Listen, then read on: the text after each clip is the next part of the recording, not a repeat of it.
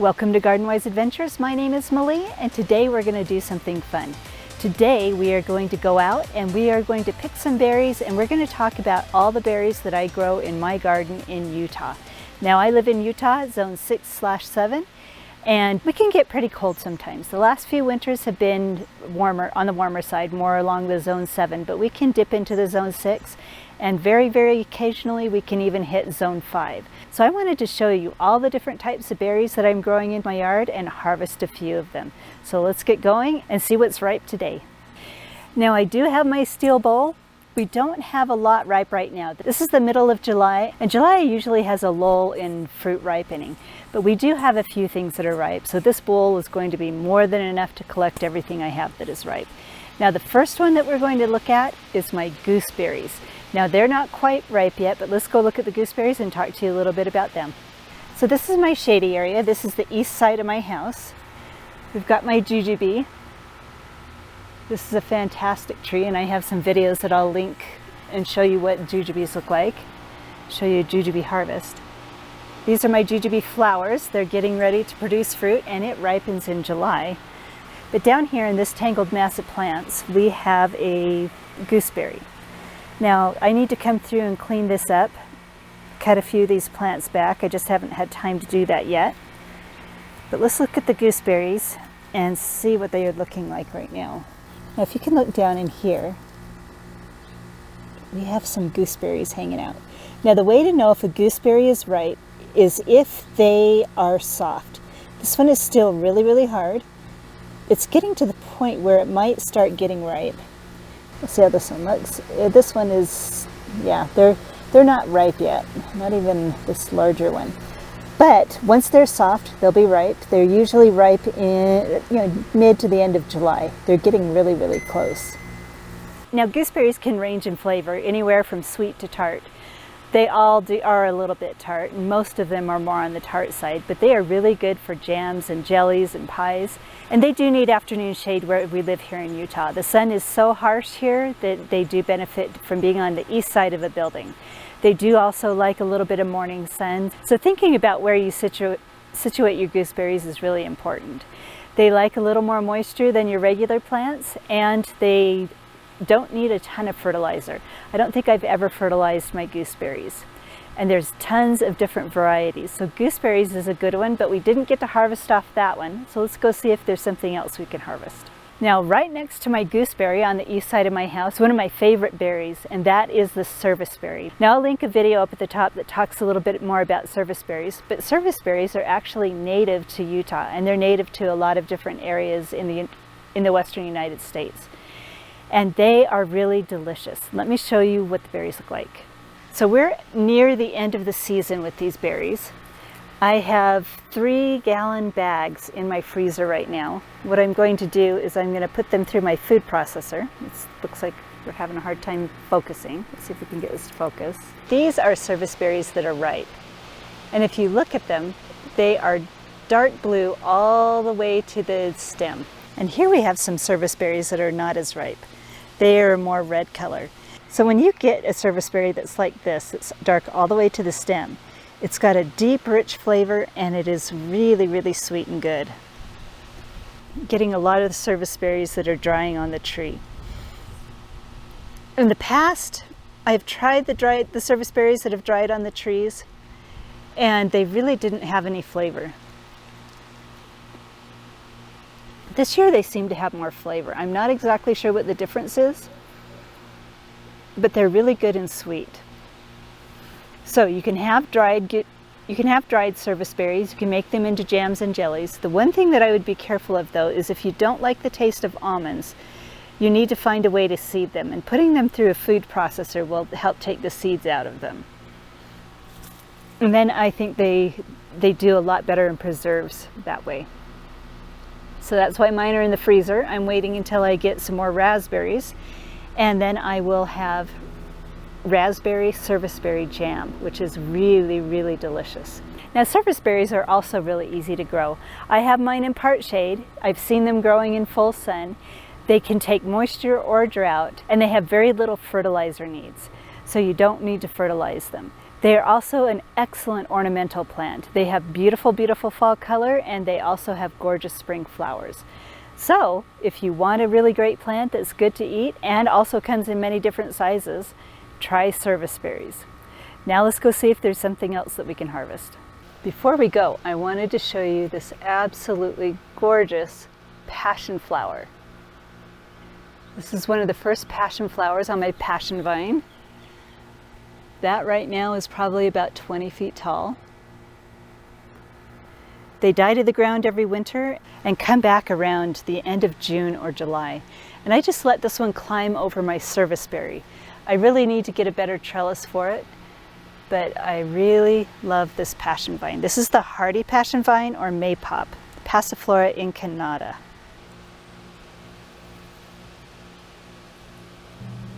So now we've moved from the east side of my house to the north side, and we have some new little plants here that we're going to be able to get a harvest from. This is going to be my first harvest from these, and these are my pink champagne currants. And look how pretty those berries are. Let's look under here. I think there's more under here.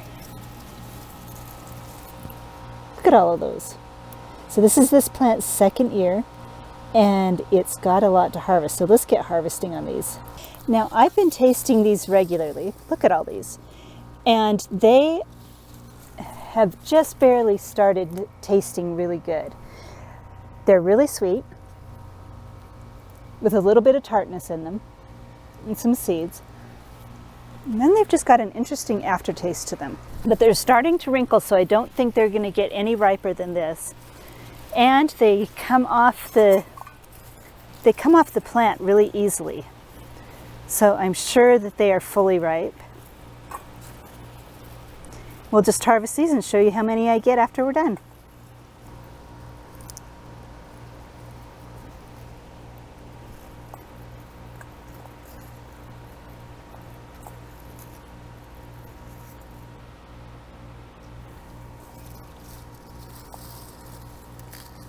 So this is my year 2 harvest on my pink champagne currants. So I'm really excited about that.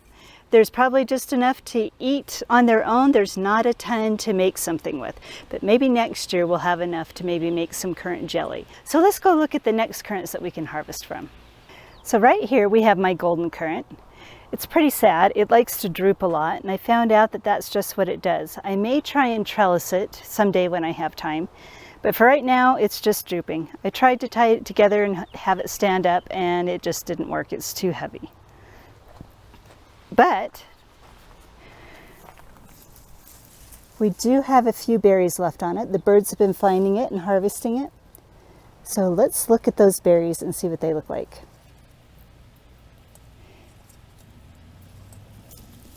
Now there weren't a lot of golden currants, definitely not as many as there were of the champagne currants, but there were some.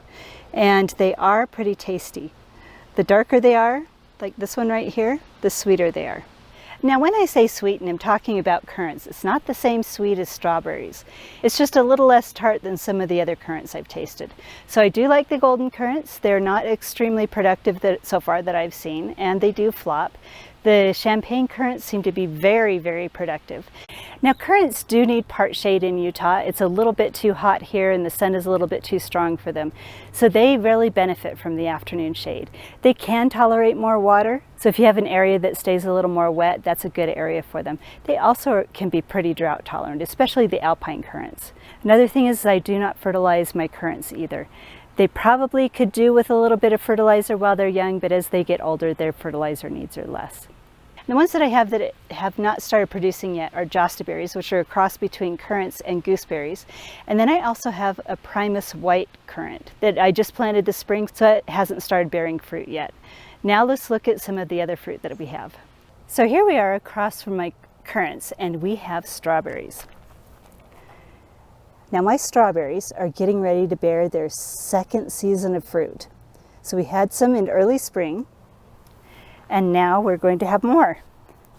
Now I have them all along this path, and they're doing really well on the north side of my house. Now I also have several patches out front, and they have been suffering in the heat.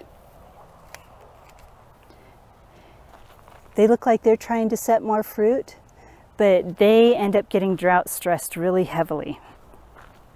We have another one over here.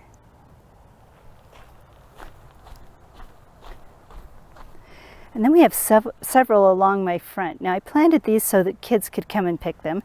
I have 3 gallons of strawberries in my refrigerator from the spring crop. But it looks like we're not going to get that late summer crop like I was hoping, because they just get so drought stressed. You can see the leaves and how they've just been suffering.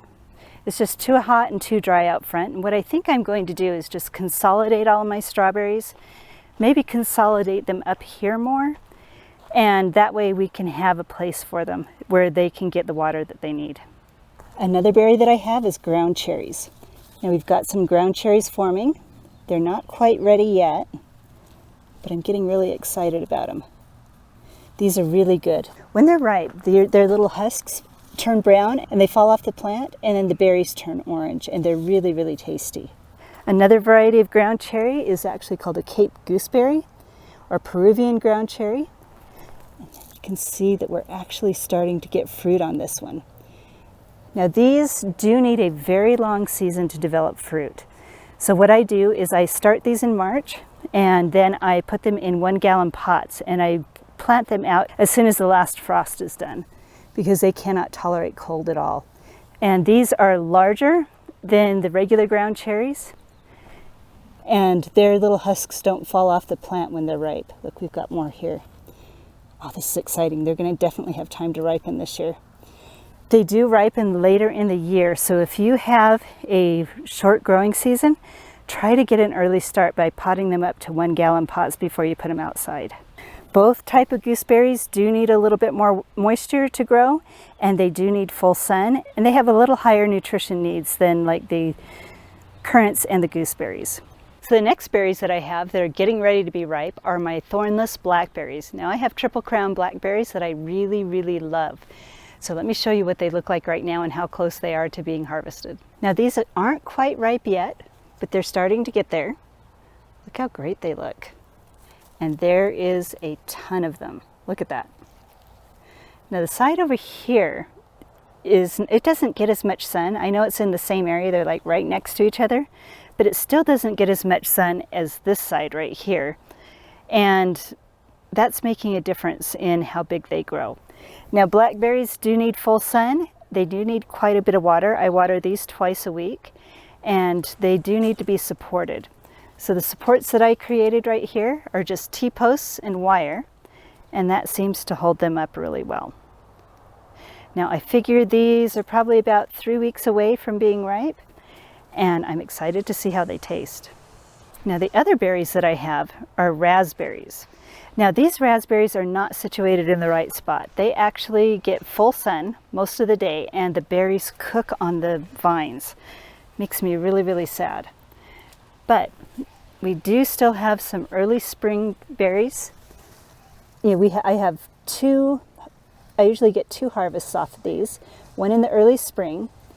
This one's not quite ripe, but I really do like it. Still good. Still sweet, but you can see that they kind of cooked on the vine. Now, if you look really closely, you can see where I cut the plant. This was last year's growth, and last year it bore at the top of the vine, just like this one right here. This is this year's growth. It's bearing fruit up at the top. Once it's done, we're going to cut it in half, and then it'll bear fruit at the bottom next year. So these are the ever-bearing raspberries. I could cut them all to the ground if I wanted and just have a fall harvest. We're going to get a pretty good sized fall harvest this year. I'm really excited about that. The spring harvest was pretty sparse, but what I've learned growing my raspberries is I thought they were a little more drought tolerant than they actually are.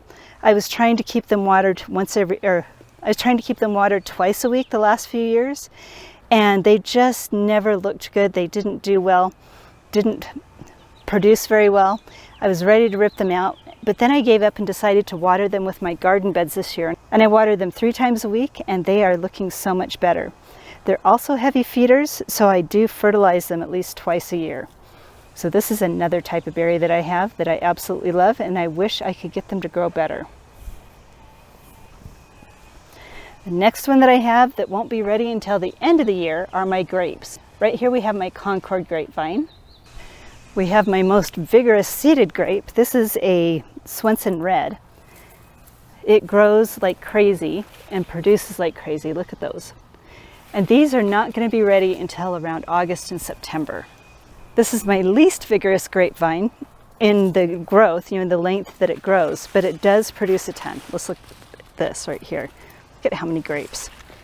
We get a ton of grapes. They're pretty small, but they taste so good. These are the Canadice grapes. Absolutely love these. And then these are in the shade most of the day. These are my Jupiter grapes. Sometimes because they're in the shade, the size of the grapes kind of suffers a little bit. But they're a heavy producer. They're really good. Now this one is my earliest producer. This is a Himrod grape. It right now is a little late. Usually by this time of year I'm harvesting grapes. I can harvest these sometimes in June if the spring is warm and wet. But this will be my first batch off of this that will be harvested. And my Himrod is unusual in that it gives me 2 harvests. So this one is the one that it will be harvested first. And then this batch right here, if you look at this, we get several bunches that are harvestable in September. Now there's quite a few through here, but it's gotten really thick. Oh, actually, look at this. We've got flowers forming grapes, so these are going to be even later.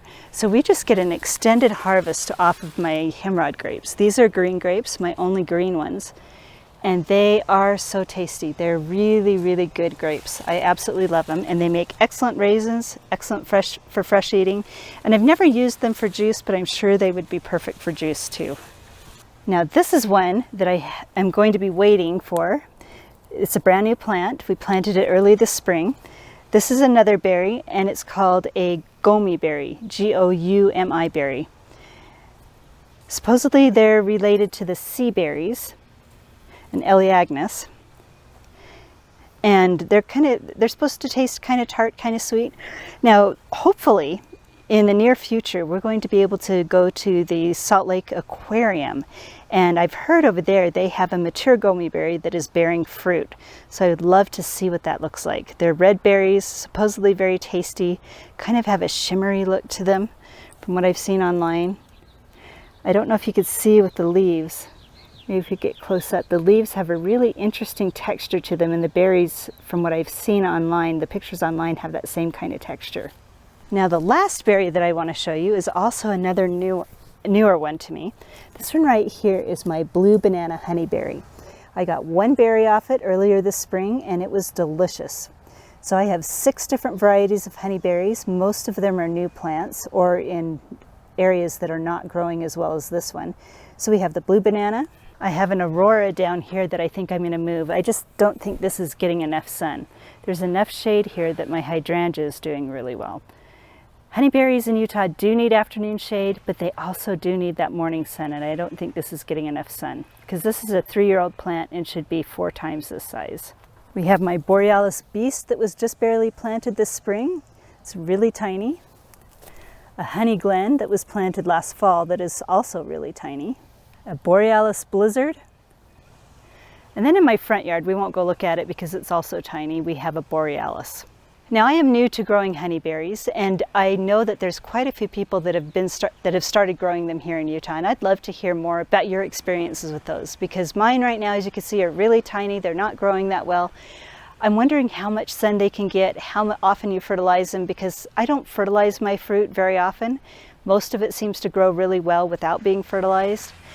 But I would love to know if maybe the honeyberries need a little bit more fertilizer than I'm giving them. So that was a tour of what I have available on my property that are berries, some that are harvestable right now, some that I've already harvested, and some that I'm waiting for.